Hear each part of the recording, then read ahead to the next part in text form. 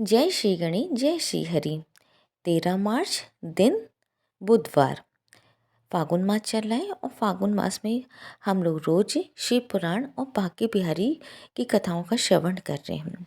इसी संबंध में आज हम लोग एक नई कथा का श्रवण करेंगे। अगर इससे पहले आप मेरे चैनल पर पहली बार आए हों तो चैनल को सब्सक्राइब कीजिए प्लीज़, और वीडियो को ज़्यादा से ज़्यादा शेयर करके, लाइक करके, कमेंट में जय श्री हरि हर हर महादेव लिखिए। एक सच्ची कथा, बहुत ही प्यारी, बहुत ही रोचक इस प्रकार है बांके बिहारी से संबंधित।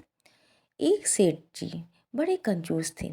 एक दिन उन्होंने दुकान पर बेटे को बैठा दिया और बोले कि बिना पैसे लिए किसी को कुछ मत देना, मैं अभी आया। अकस्मात एक संत आए जो अलग अलग जगह से एक ही समय की भोजन सामग्री लेते थे। लड़के से कहा, बेटा जरा नमक दे दो। लड़के ने संत को डिब्बा खोलकर एक चम्मच नमक दे दिया। सेठ जी आए तो देखा कि डिब्बा खुला पड़ा था। सेठ जी ने कहा कि क्या बेचा है? बेटा बोला, एक संत है जो तालाब पर रहते हैं, उनको एक चम्मच नमक दिया था। सेठ का माथा ठनका। वो बोले, अरे मूर्ख, इसमें तो जहरीला पदार्थ है। अब सेठ जी भागकर संत के पास गए। तब तक संत भोजन बनाकर भगवान को भोग लगाकर खाने की थाली लेकर बैठ चुके थे। सेठ जी दूर से ही बोले, महाराज रुकिए, महाराज रुकिए, आप जो नमक लाए थे नमक नहीं था बल्कि जहरीला पदार्थ था। कृपा करके अब ये भोजन ना करें। संत जी बोले, भाई हम तो प्रसाद लेंगे ही, क्योंकि भोग लगा दिया है। भोग लगा कर भोजन छोड़ नहीं सकते हैं। अगर भोग नहीं लगता तो भोजन बेशक छोड़ देते। ये कहकर संत ने भोजन को प्रसाद समझकर खाना शुरू कर दिया। सेठ जी के होश उड़ गए। वो रात भर वहीं बैठे रहे। सेठ को रह रह के ये चिंता सता रही थी कि अगर संत को कुछ हो गया तो बड़ी बदनामी होगी। रात में अगर तबीयत बिगड़ी तो कम से कम वैद्य को दिखा देंगे। सोचते सोचते उसे नींद आ गई। सुबह रोज की तरह संत जल्दी उठ गए और नदी में स्नान करने लगे। सेठ जी ने कहा, महाराज तबीयत तो ठीक है? संत बोले, भगवान की कृपा है। इसके बाद वे पूजा के लिए मंदिर चले गए। जैसे ही संत ने मंदिर का द्वार खोला तो देखा कि भगवान के श्री विग्रह के 2 भाग हो गए और शरीर काला पड़ गया। ये देखते ही सेठ को सब बात समझ में आ गई कि भक्त के अटल विश्वास को देखकर भगवान ने भोजन का जहर भोग के रूप में स्वयं ग्रहण कर लिया और भक्त को प्रसाद ग्रहण कराया। इसके बाद सेठ ने तुरंत घर जाकर बेटे को दुकान सौंप दी और स्वयं संत के शरण में आ गए। भगवान की भक्ति करने लगा। जय हो बांके बिहारी की, जय हो बांके बिहारी की। इसलिए भगवान पे हमको हमेशा अपना अटल विश्वास रखना चाहिए, क्योंकि भगवान हमारी सभी मनोकामना को पूरी करते हैं। अगर आपको भगवान से संबंधित ये कथा पसंद आए और आपका भी भगवान पे विश्वास है तो वीडियो को ज़्यादा से ज़्यादा शेयर करके, लाइक, कमेंट और चैनल को सब्सक्राइब करके जय बांके बिहारी, जय बांके बिहारी लिखिए। जय जय श्री राधे। हर हर महादेव। शिव महापुराण अध्याय 25। भगवान शिव की आज्ञा से सप्त ऋषियों का पार्वती के आश्रम पर जा उनके शिव विषयक अनुराग की परीक्षा करना और भगवान को सब वृतांत बताकर स्वर्ग को जाना। ब्रह्मा जी कहते, देवताओं के अपने आश्रम में चले जाने पे पार्वती तप की परीक्षा के लिए भगवान शंकर समाधिस्थ हो गए। वे स्वयं अपने आप में यही परस्पर स्वस्थ, माया रहित तथा उपद्रव शून्य स्वरूप का चिंतन करने लगे। उस ध्येय वस्तु के रूप में साक्षात भगवान परमेश्वर महेश्वर ही विराजमान है। उनकी गति का किसी को ज्ञान नहीं होता है। वे भगवान वृषध्वज ही सबके सत्यरष्टा परमेश्वर हैं। तात उन दिनों पार्वती देवी बड़ी भारी तपस्या कर रही थी। उस तपस्या से रुद्रदेव भी बड़े विस्मय में पड़ गए। भक्त अधीन होने के कारण वे समाधि से विचलित हो गए और किसी कारण से नहीं। तदंतर सृष्टिकर्ता हर ने वशिष्ठ आदि सप्त ऋषियों का स्मरण किया। उनके स्मरण करते ही वह सातों ऋषि शीघ्र ही वहां आ पहुंचे। उनके मुख पर प्रसन्नता छा रही थी तथा वह सबके सब अपने सौभाग्य की अधिक सराहना करते थे। उन्हें आया देख भगवान शिव के नेत्र प्रसन्नता से प्रफुल्ल कमल के समान खिल उठे और वे हंसते हुए बोले, तात सप्त ऋषियों, तुम सब लोग मेरे हितकारी तथा संपूर्ण वस्तुओं के ज्ञान में निपुण हो, अतः श्री की मेरी बात सुनो। गिरिराज कुमारी देवेश्वरी पार्वती इस समय सुस्थिर चित्त हो गौरी शिखर नामक पर्वत पर तपस्या कर रही हैं। मुझे पति रूप में प्राप्त करना चाहती हैं। उनकी तपस्या का उपदेश है। द्विजो, इस समय केवल सखियां उनकी सेवा में हैं। मेरे सिवा दूसरी समस्त कामनाओं का परित्याग करके वह एक उत्तम निश्चय पर पहुंच चुकी हैं। मुनिवरों, तुम सब लोग मेरी आज्ञा से वहां जाओ और प्रेम पूर्वक हृदय से उनकी दृढ़ता की परीक्षा करो। वहां तुम्हें सर्वथा छल युक्त बातें करनी चाहिए। उत्तम व्रत धारी महर्षियों, मेरी आज्ञा से ऐसा करना है, इसलिए तुम्हें संशय नहीं करना चाहिए। भगवान शंकर की ये आज्ञा पाके वे सातों ऋषि तुरंत ही उस स्थान पर जा पहुँचे जहाँ दीप्तिमती जगत माता पार्वती विराजमान थी। सब ऋषियों ने वहाँ शिवा को तपस्या की मूर्ति में दूसरी सिद्धि के समान देखा। उनका तेज महान था, वह अपने उत्तम तेज से प्रकाशित हो रही थी। उन उत्तम व्रतधारी सब ऋषियों ने उन्हें मन ही मन प्रणाम किया और उनके द्वारा विशेषता पूजित वे मस्तक झुकाए इस प्रकार बोले। ऋषियों ने कहा, देवी गिरिराज नंदिनी, हमारी ये बात सुनो। हम जानना चाहते हैं कि तुम किस लिए तपस्या करती हो तथा इसके द्वारा किस देवताओं को और किस फल को पाना चाहती हो। उन द्विजों के इस प्रकार पूछने पे गिरिराज कुमारी देवी शिवा ने उनके सामने अत्यंत गोपनीय होने पर भी सच्ची बात बताई। पार्वती बोली, मुनीश्वरों, आप लोग प्रसन्नता पूर्वक हृदय से मेरी बात सुने। मैंने अपनी बुद्धि से जिसका चिंतन किया है, अपना वह विचार मैं आपके सामने रखती हूँ।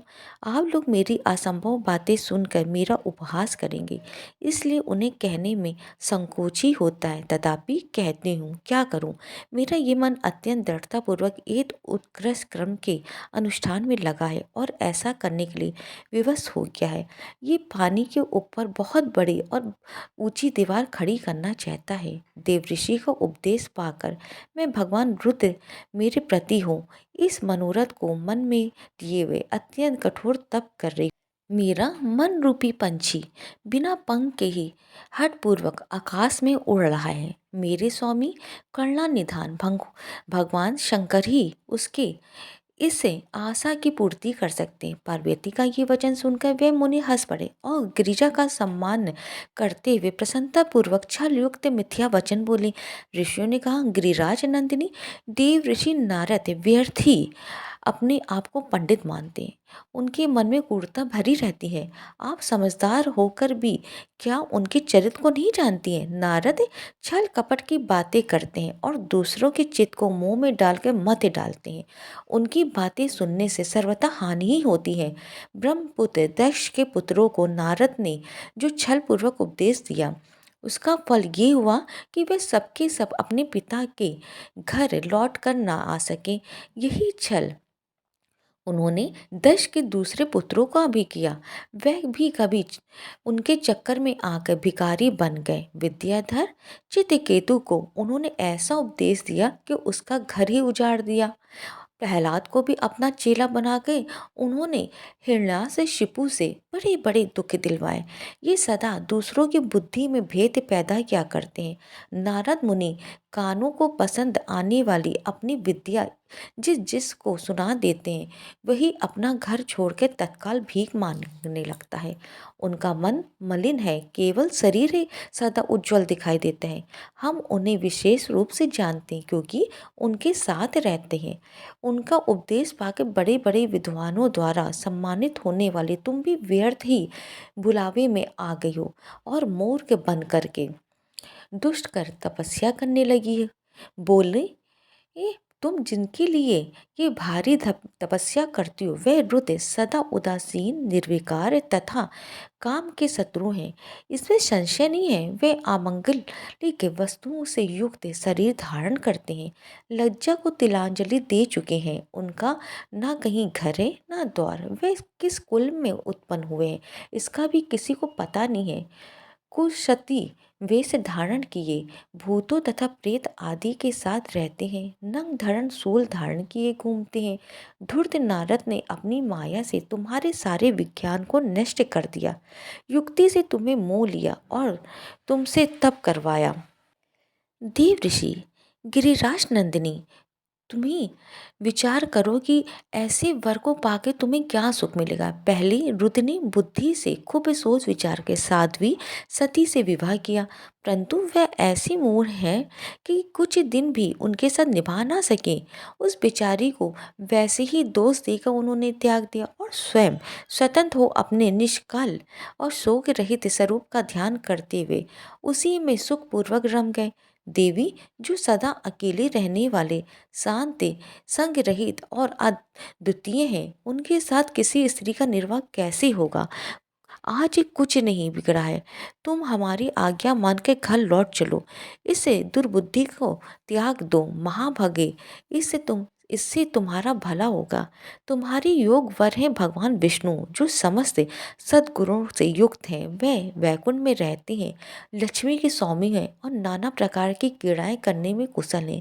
उनके साथ हम तुम्हारा विवाह करा देंगे और वह विवाह तुम्हारे लिए समस्त सुखों को देने वाला होगा। पार्वती, तुम्हारा जो रुद्र के साथ विवाह करने का हठ है, ऐसे हठ को छोड़ दो और सुखी हो जाओ। ब्रह्मा जी कहते हैं, नारद, उनकी ऐसी बात सुनकर जगदम्बिके पार्वती हंस पड़ी और पुनः उन ज्ञान विशारद मुनियों से पार्वती ने कहा, मुनीश्वरों, आपने अपनी समझ से ठीक ही कहा है, परंतु द्विज, मेरा हड भी छूटने वाला नहीं है। मेरा शरीर पर्वत से उत्पन्न होने के कारण मुझ में स्वाभाविक कठोरता विद्यमान है। अपनी बुद्धि से ऐसा विचार कर आप लोग मुझे तपस्या से रोकने का कष्ट न करें। देव ऋषि उपदेश वाक्य मेरे लिए परम हितकारक है, इसलिए मैं उसे कभी नहीं छोड़ूंगी। वेद वेताओं भी ये मानते हैं कि गुरुजनों का वचन हितकारक होता है और गुरुओं का वचन सत्य होता है। ऐसा जिनका दृढ़ विचार है, उन्हें इहलोक और परलोक में परम सुख की प्राप्ति होती है और दुख कभी नहीं होता है। गुरुओं का वचन सत्य होता है। ये विचार जिनके हृदय में नहीं है, उन्हें इहलोक और परम लोक में दुख ही प्राप्त होता है, सुख कभी नहीं मिलता। अतः द्विज, गुरुओं के वचन को कभी किसी भी तरह त्याग नहीं करना चाहिए। मेरा घर बसे या उजड़ जाए, मुझे तो ये हठ ही सदा सुख देने वाला है। मुनिवरों, आपने जो बातें कही हैं, मैं उनका आपके कहे हुए तात्पर्य से भिन्न अर्थ समझती हूँ और उनका यहाँ संक्षेप में विवेचन प्रस्तुत कर दूँ। आपने ये ठीक कहा है कि भगवान विष्णु सदा सद्गुणों के धाम तथा लीला विहारी हैं। साथ ही अपने आपने सदाशिव को निर्गुण कहा है। इसमें जो कारण है वे बताया जाता है। भगवान शिव साक्षात परब्रह्म है, अतएव निर्विकार है। वे केवल भक्तों के लिए शरीर धारण करते हैं, फिर भी लौकिक प्रभुता को दिखाना नहीं चाहते हैं। अतः परमहंसों की जो प्रिय गति है, उसी को वह धारण करते हैं, क्योंकि वे भगवान शंभु पर आनंद हैं, इसलिए अवधूत रूप से रहते हैं। माया लिप्त जीवों को ही भूषण आदि की रुचि होती है, ब्रह्म को नहीं। वे प्रभु गुण अतीत आजन्मा माया रहित आलक्ष्य गति और विराट हैं। द्विजो, भगवान शंभु किसी विशेष धर्म या जाति आदि के कारण किसी पे अनुग्रह नहीं करते। मैं गुरु की कृपा से ही शिव को यथार्थ रूप से जानती हूँ। ब्रह्मऋषि, यदि शिव मेरे साथ विवाह नहीं करेंगे तो मैं सदा कुंवारी ही रह जाऊंगी, परंतु दूसरों के साथ शिव विवाह नहीं करूंगी। ये मैं सच सच कहती हूँ। यदि सूर्य पश्चिम दिशा में उगने लगे, मेरू पर्वत अपने स्थान से विचलित हो जाए और अग्नि शीतलता को अपना ले तथा कमल पर्वत शिखर की शिला के ऊपर खिलने लगे, तो भी मेरा हट छूट नहीं सकता है। ये मैं सच्ची बात कहती हूँ। ब्रह्मा जी कहते हैं, नारद, ऐसा कह उन मुनियों को प्रणाम करके गिरिराज कुमारी पार्वती निर्विकार चित्त से शिव का स्मरण करते हुए चुप हो गए। इस प्रकार गिरिजा के उस उत्तम निश्चय को जानकर वे सप्त ऋषि भी उनकी जय जयकार करने लगे। उन्होंने पार्वती को उत्तम आशीर्वाद दिया। मुनि गिरिजा देवी की परीक्षा करने वाले वे साधु ऋषि उनको प्रणाम करके प्रसन्नचित्त हो शीघ्र ही भगवान शिव के स्थान चले गए। वहां पहुंच के शिव को मस्तक नवाक उनसे सारा वृतांत निवेदन करके उनकी आज्ञा ली वे पुनः साधार सर्वलोक को चले गए। आज के अध्याय को यहीं पे विराम करते हैं और कल इसके आगे का अध्याय का श्रवण करेंगे। अगर आपको कथा पसंद आई हो, शिव पुराण पसंद आया हो, तो वीडियो को ज़्यादा से ज़्यादा शेयर करके, लाइक करके, कमेंट में हर हर महादेव लिखिएगा और चैनल को सब्सक्राइब कीजिएगा। अगर आपने इससे पहले के अध्यायों का श्रवण नहीं किया हो, तो मेरे चैनल पे पूरी प्लेलिस्ट बनी हुई है शिव पुराण की, वहाँ पे आप जाके इसका श्रवण कर सकते हैं, क्योंकि संपूर्ण कथा श्रवण करने से संपूर्ण फल की प्राप्ति होती। हर हर महादेव। महादेव जी जो ये कथा पढ़ रहा और सुन रहा है, उनके घर परिवार वालों पे आपकी कृपा दृष्टि सदैव बनी रहे। हिंदू धर्म के प्रथम ग्रंथ श्रीमद् भगवत गीता के तीसरे अध्याय में गजेंद्र स्तोत्र पढ़ने को मिलता है। इसमें कुल 33 श्लोक दिए गए हैं। हिंदू धर्म के अनुसार इस स्तोत्र का जप करने से जीवन में किसी भी प्रकार की परेशानी से तत्काल मुक्ति मिल जाती। इस स्तोत्र में हाथी और मगरमच्छ के साथ हुए युद्ध का वर्णन किया गया है। तो हम लोग भगवान श्री हरि का ध्यान करके इसका श्रवण करते हैं। शुक्र जी ने कहा कि बुद्धि के अनुसार पिछले अध्याय में वर्णन किए गए रीति से अपने मन को नियंत्रित कर और हृदय को स्थिर करके गजेंद्र अपने पिछले जन्म में याद किए गए सर्वोच्चकार और बार बार जाप किए जाने वाले स्त्रोत का जाप करने लगा। गजेंद्र ने मन ही मन श्री हरि को ध्यान करते हुए कहा कि जिनके प्रवेश शरीर और मस्तिष्क चेतन की तरह व्यवहार करते हैं, ओम द्वारा लक्षित और पूरे शरीर में प्रकृति और पुरुष के रूप में प्रवेश करने वाले उस सर्वशक्तिमान देवता का मैं मन ही मन स्मरण करता हूँ, जिनके सारे ये पूरा संसार टिका हुआ है, जिनसे ये संसार अवतरित हुआ है, जिन्होंने प्रकृति की रचना किया और जो खुद उसके रूप में प्रकट हुए, लेकिन इसके बावजूद भी वो दुनिया से सर्वोपरि और श्रेष्ठ है। ऐसे अपने आप और बिना किसी कारण के भगवान की मैं शरण में जाता हूँ। अपनी संकल्प शक्ति के बल पे अपने ही स्वरूप में रचित और सृष्टि काल में प्रकट एवं प्रलय में अप्रकट रहने वाले इस सहस्र प्रसिद्धि प्राप्त कार्य कारण रूपी संसार को जो बिना कुंठित दृष्टि के साक्ष्य रूप में देखते रहने पर भी लिप्त नहीं होते, चक्षु आदि प्रशंसकों के परम प्रकाशक प्रभु आप मेरी रक्षा करें। बीते गए समय के साथ ये तीनों लोगों को और ब्रह्मा आदि लोक के पालों के पंचभूत में प्रवेश कर जाने पर और पंचभूतों से लेके महापुरुष सभी कारणों में उनकी परम करुणा स्वरूप प्रकृति में मगन हो जाने पर उस समय दुर्यर और घोर अंधकार रूपेण प्रकृति के बच रही थी। उस अंधकार से परे अपने परम धाम में जो सर्वव्यापी भगवान सभी दिशाओं में प्रकाशित होते रहते हैं, वो भगवान मेरी रक्षा करें। विभिन्न नाटकों रूपों में अभिनय करने वाले और उस अभिनेता के वास्तविक स्वरूप को जिस प्रकार से साधारण लोग भी नहीं पहचान पाते, उसी तरह से सत्य प्रधान देवता और महर्षि भी जिनके स्वरूप को नहीं जान पाते, ऐसे में कोई साधारण प्राणी उनका वर्णन कैसे कर सकता है। ऐसे दुर्गम चरित्र वाले भगवान मेरी रक्षा करें। अनेकों शक्ति से मुक्त सभी प्राणियों की आत्म बुद्धि प्रदान करने वाले सबके बिना कारण हित अतिशय और साधु स्वभाव ऋषि मुनि जन जिनके परम स्वरूप को देखने की इच्छा के साथ वन में रहकर अखंड ब्रह्मचर्य तमाम अलौकिक व्रतों को नियमों को अनुसार पालन करते, ऐसे प्रभु मेरी गति है।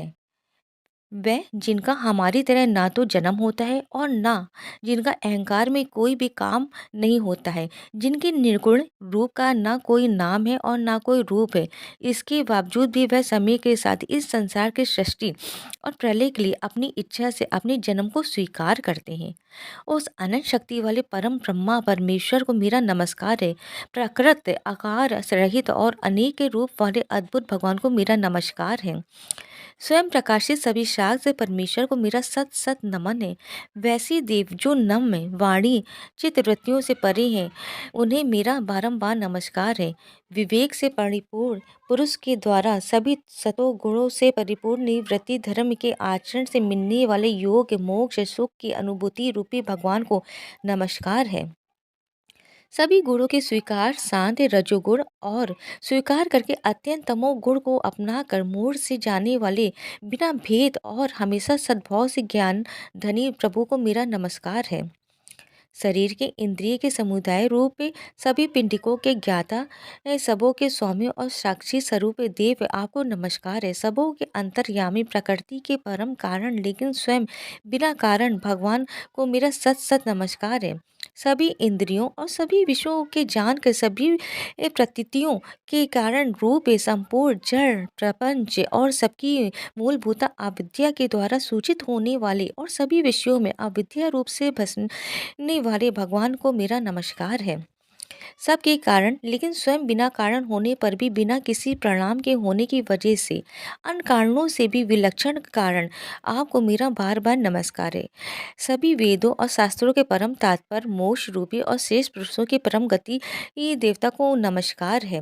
वह जो त्रिगुण रूपों में छिपी हुई है ज्ञान रूपी अग्नि वैसे गुणों में हलचल होने पर जिनके मन मस्तिष्क में संसार को रचने की वृत्ति उत्पन्न हो उठती हो और जो आत्मा तत्व की भावना के द्वारा विधि निषेध रूप शस्त्र से भी ऊपर उठे हो जो महाज्ञानियों महात्माओं में स्वयं प्रकाशित हो रहे ऐसे भगवान को मेरा नमस्कार है। मेरे जैसे शरणागत पशु के समान जीवों के अविद्या रूप फांसी को पूर्ण रूप से काट देने वाले परम दयालु और दया दिखने में कभी भी आलस नहीं करने वाले भगवान को नमस्कार है मेरा। मैं अपने अंश से सभी जीवों के मन में अंतर्यामी रूप से प्रकट होने वाले सर्व नियंता अनंत परमात्मा आपको मेरा नमस्कार है। जो शरीर पोते मित्र घर और संपत्ति सहित कुटुंबियों में अशक्त लोगों के द्वारा कठिनाई से मिलते हैं और मुक्त पुरुषों के द्वारा अपने हृदय में निरंतर चिंतित ज्ञान स्वरूप सर्व समर्थ परमेश्वर को मेरा नमस्कार है। वह जिन्हें धर्म में अभिलिषित भोग के धन और मोक्ष की कामना से मनन करके लोग अपनी मनचाही इच्छा पूर्ण कर लेते हैं अभी तो जिन्हें विभिन्न प्रकार आयाचित भोग और अविनाशी पार्षद शरीर भी देते हैं वैसे अत्यंत दयालु प्रभु मुझे इस प्रकार की विपदा से हमेशा के लिए बाहर निकाले।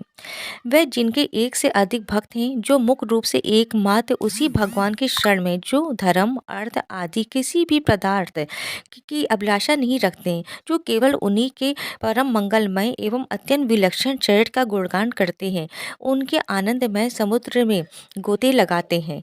उन अविनाशी सर्वव्यापी सर्वमान ब्रह्मादि के भी नियामक भक्तों के लिए भी हमेशा प्रकट होने वाले भक्ति योग द्वारा प्राप्त अत्यंत निकट होने पर भी माया के कारण अत्यंत दूर महसूस होने वाले इंद्रियों के द्वारा आगमय और अत्यंत दुर्विक अंतर रहित लेकिन सभी के आदि कारक और सभी तरफ से परिपूर्ण उस भगवान की मैं स्तुति करता हूँ।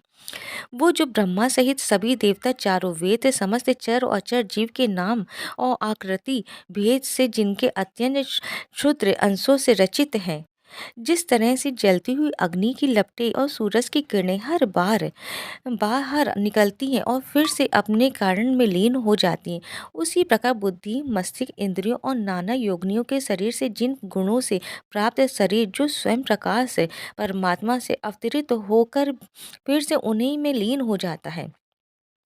वह भगवान जो ना तो देवता है न असुर न मनुष्य और ना ही मनुष्य से नीचे किसी अन्य योनि के प्राणी ना ही वो स्त्री है ना ही पुरुष है और ना ही नपुंसक है और ना ही वो कोई ऐसी जीव है जिनका इन तीनों ही श्रेणी में समावेश है।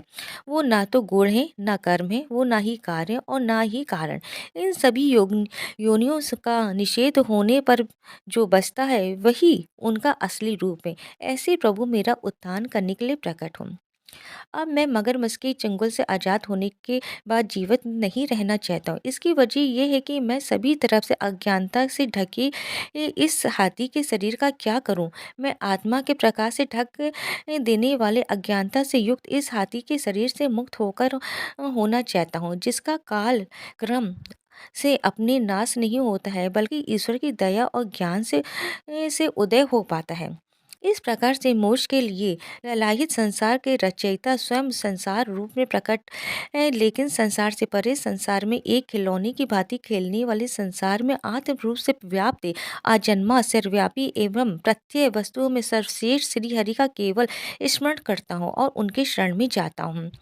वह जिन्होंने भगवत शक्ति रूपी योग के द्वारा कर्मों को जला डाला है, जिन्हें समस्त योगी ऋषि अपने योग के द्वारा अपने शुद्ध हृदय में प्रकट देखते हैं, उन योगेश्वर भगवान को मेरा नमस्कार है।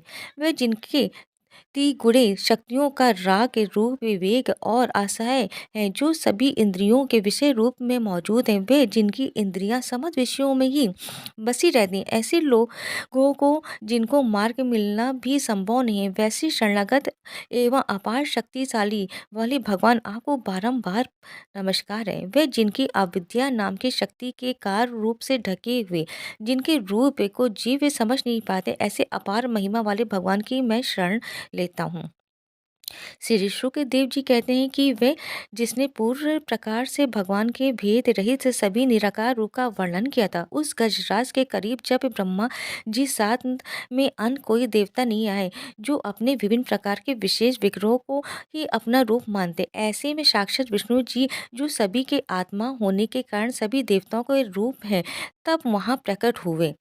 गजराज को इस प्रकार से दुखी देख और उसके पड़े के स्तुति को सुन के चक्रधारी प्रभु इच्छानुसार वेग वाले गरुड़ की पीठ पर सवार होकर सभी देवताओं के साथ उस स्थान पर पहुंचे जहां पर वह गज था। सरोवर के अंदर महाबलशाली मगरमच्छ द्वारा जकड़े जकड़े और दुखी उस हाथी ने आसमान में गरुड़ की पीठ पर बैठे और हाथों में चक्र लिए भगवान विष्णु को आते हुए जब देखा, तो वे अपनी सूंड में पहले से ही उनकी पूजन के लिए रखे कमल के फूल को श्री हरि पर बरसाते हुए कहने लगे, सर्व पूज्य भगवान श्री हरि आपको मेरा प्रणाम है। सर्व पूज्य भगवान श्री हरि आपको मेरा नमस्कार है। लाचार हाथी को देखकर श्री हरि विष्णु गरुड़ से नीचे उतर कर सरोवर में उतर आए और बेहद दुखी होकर ग्रह सहित उस गज को तुरंत ही सरोवर से बाहर निकाल आए और देखते ही देखते अपने चक्र से मगरमच्छ के गर्दन को काट दी और हाथी को उस पीड़ा से बाहर निकाल लिया। जय हो, जय श्री हरि, जय श्री विष्णु। जो भी गजेन मोक्ष पाठ को सुनता है, उसके सभी पाप श्री हरि जी तत्काल दूर कर दे। इस जाप को करने से व्यक्ति बड़े से बड़े कर्जों से मुक्त हो जाता है। नारायण कवच का पाठ करने से श्री हरि की कृपा दृष्टि सदैव हमारे ऊपर बनी रहती है। अगर हमारे मन में कोई संकल्प है, तो उस संकल्प को हमको अपने मन में कर लेना चाहिए और श्री हरि से प्रार्थना करनी चाहिए कि हे ईश्वर, आप मेरी सभी मनोकामना को पूर्ण करें, क्योंकि कवच धारण करने से हमारी सारी व्याधा दूर होती है। इस प्रकार आज इसका हम लोग श्रवण करेंगे श्री हरि का ध्यान करके। राजा परीक्षित ने पूछा, भगवान देवराज इंद्र ने जिससे सुरक्षित होकर शत्रुओं की चतुर्णी सेना को खेल खेल में अनायास ही जीत कर त्रिलोकी की राज रश्मि का उपभोग किया, आप उस नारायण कवच को सुनाइए और ये भी बताइए कि उन्होंने उससे सुरक्षित होकर रणभूमि में किस प्रकार आक्रमणकारी शत्रुओं पर विजय प्राप्त की।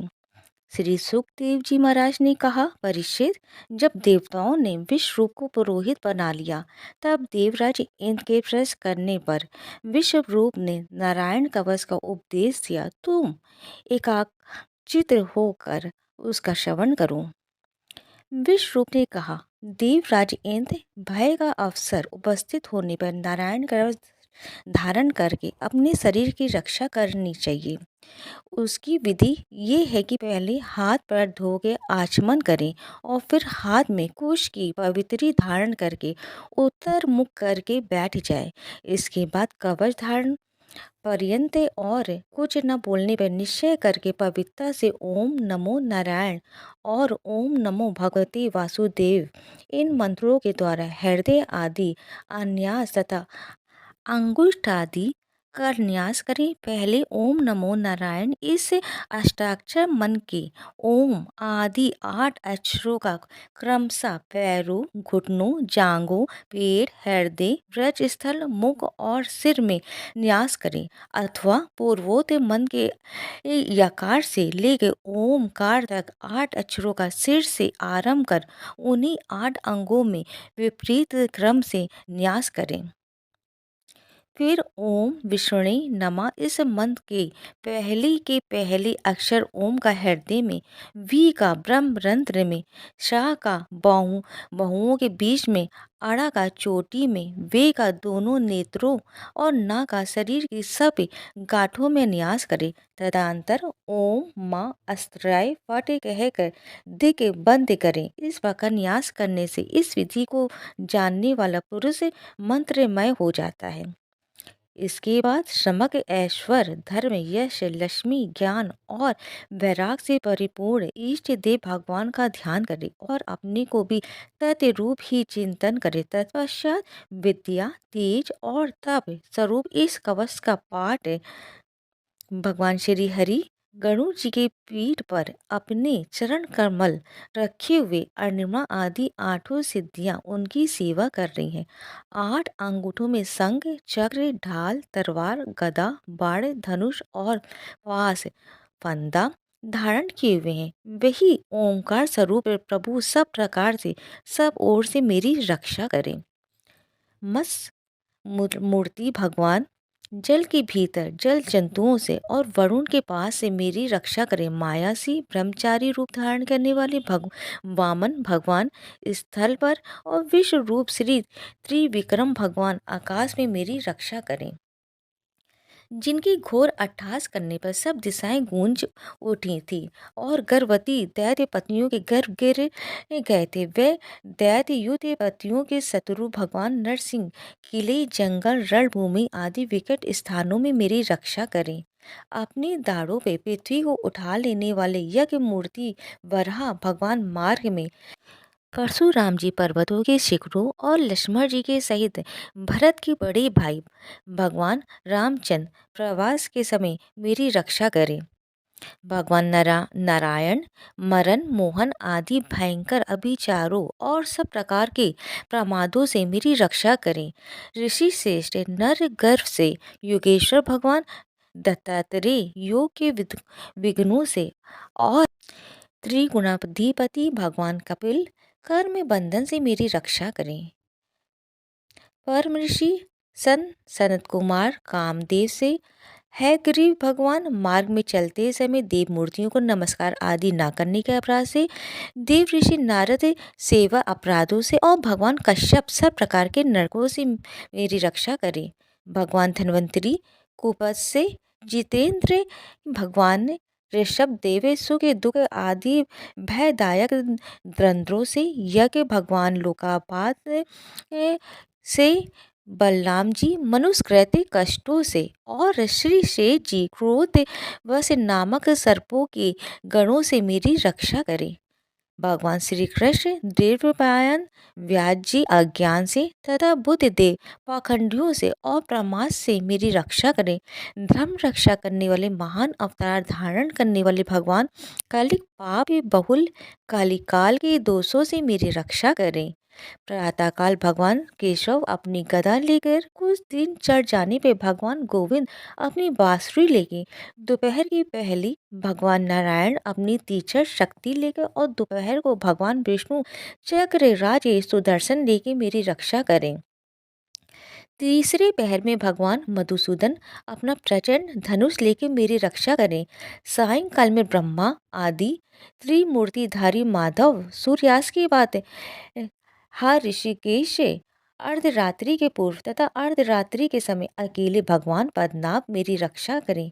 रात्रि के पिछले प्रहर में श्री वासलाचन श्री हरि उषा काल में खड़गधारी भगवान जनार्दन सूर्योदय से पूर्व श्री दामोदर और संपूर्ण संध्याओं में काल मूर्ति भगवान विश्वेश्वर मेरी रक्षा करें। सुदर्शन आपका आकाश चक्र रथ के पहिए की तरह है। आपके किनारे का भाग प्रलय कालीन अग्नि के समान अत्यंत तीव्र है। आप भगवान की प्रेरणा से सब ओर घूमते रहते हैं। जैसे आग वायु की सहायता से सूखी घास फूस को जला डालती है, वैसे ही आप हमारी शत्रु सेना को शीघ्र से शीघ्र जला दीजिए। कौमुद की गदा आपसे छूटने वाली चिंगारियों का स्पर्श वृष के समान असह्य है। आप भगवान अजीत की प्रिया हैं और मैं उनका सेवक हूँ, इसलिए आप कुष्मांड, विनायक, यक्ष, राक्षस, भूत और प्रेत आदि ग्रहों को भी अभी कुचल डालिए तथा मेरे शत्रुओं को चूर चूर कर दीजिए।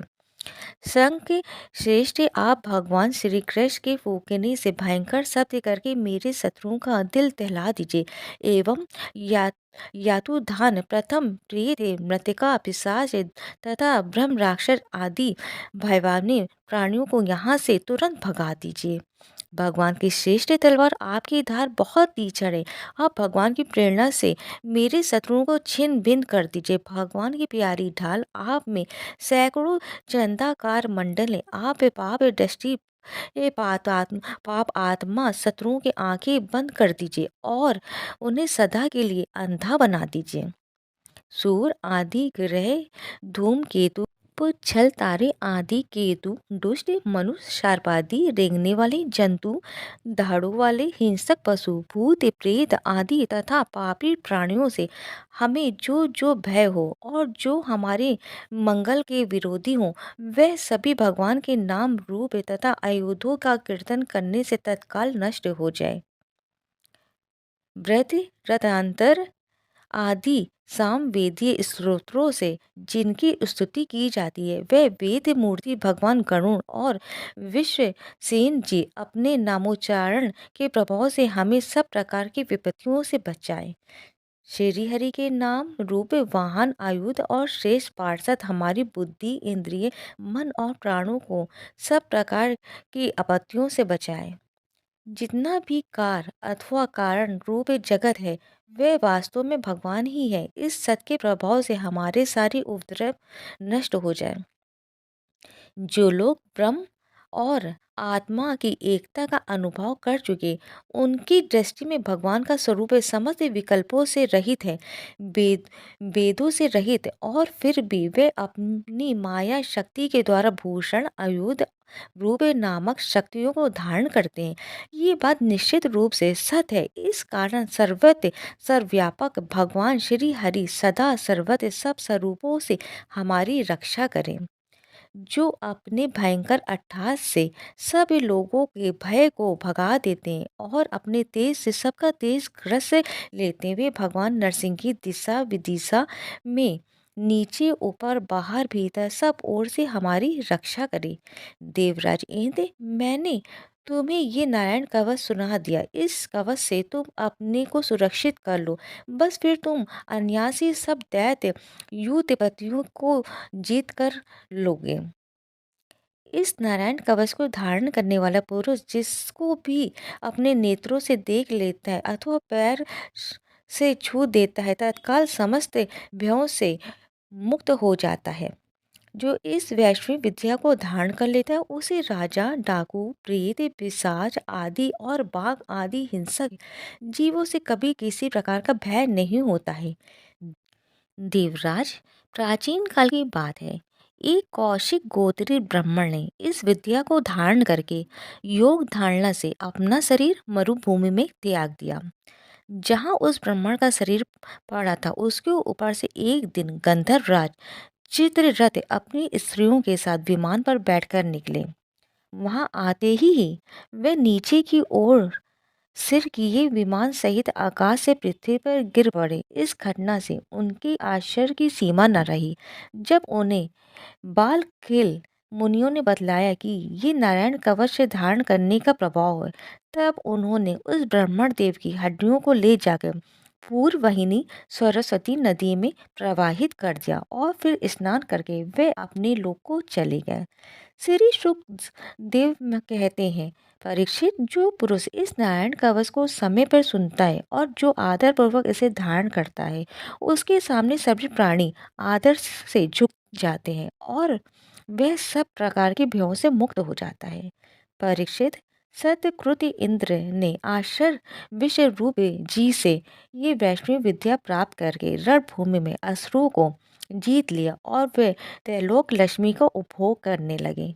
इस प्रकार नारायण कवच यहीं पे समाप्त होता है। इसलिए अपनी मनोकामना को हम लोग मन ही मन भगवान से संकल्प करेंगे, हे भगवान आप मेरी सभी मनोकामना पूर्ण करें, जो सुनते हैं उनकी भी सभी मनोकामना पूर्ण करें। और जो वीडियो को ज़्यादा से ज़्यादा शेयर करके चैनल को सब्सक्राइब करते, लाइक करके और कमेंट में जय श्री हरि लिखते, उनकी सभी मनोकामना ईश्वर पूर्ण करें। जय श्री हरि।